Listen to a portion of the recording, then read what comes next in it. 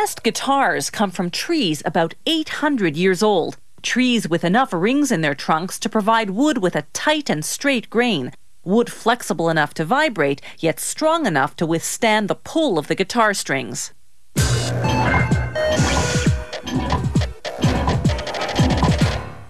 The guitar traveled from North Africa to Europe with the Moors, who invaded Spain in the 8th century.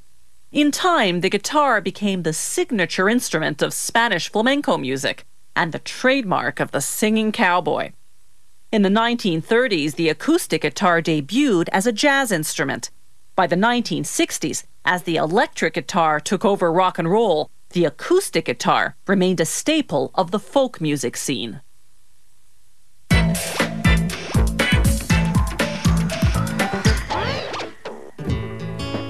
They use spruce or cedar because those woods are lightweight and vibrate well. Using a 30-ton press that works like a cookie cutter, they punch out the shape of the guitar. The size of the sound hole affects how the guitar will sound. The larger the hole, the more treble. The smaller the hole, the more bass. Then they glue on a wood inlay decoration called a rosette. Next, they make the sides of the guitar. They first immerse wood pieces in boiling water for about 15 seconds. Then place them in a heated press to make the curve. The press applies heat from both the top and the bottom for about a minute.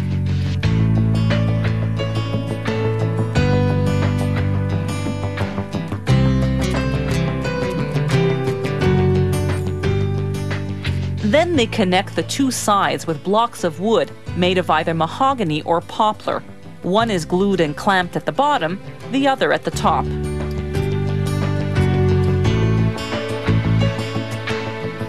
Then they glue on and clamp a wooden lining which will connect the sides to the top and back.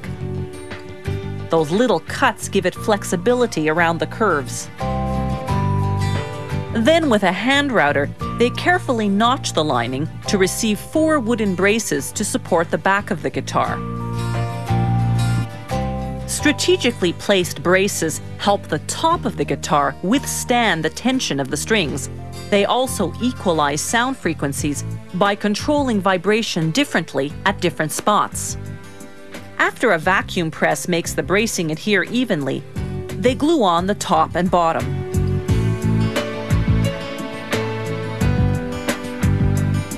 The body of the guitar is now assembled.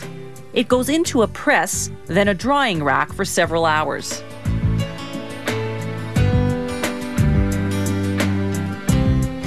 Next, they glue on a plastic binding to protect the guitar's edges. Then comes a fine sanding.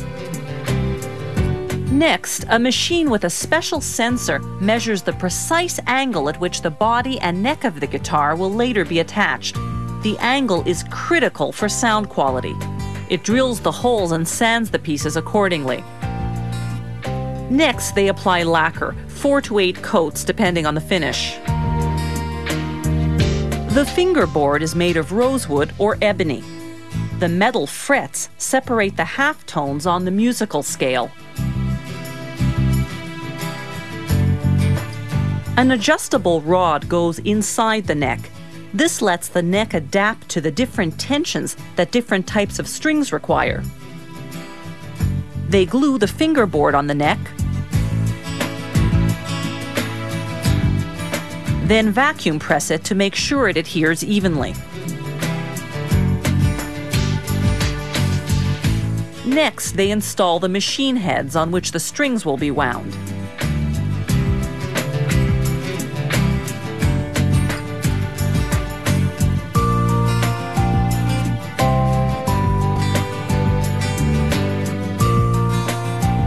The rod in the neck slips into a groove on the body. The neck is then bolted and clamped until the glue dries. Next, they glue on the bridge, securing it with temporary screws and a clamp. Then they glue on the headstock nut, a hard plastic piece that spaces the strings evenly. Next comes the saddle, then the bridge pins, which lock the strings in the bridge. Finally, they string the guitar using an electric winder.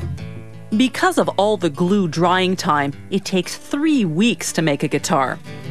The wood will become suppler the more the guitar is played, so as the guitar ages, the better it will sound.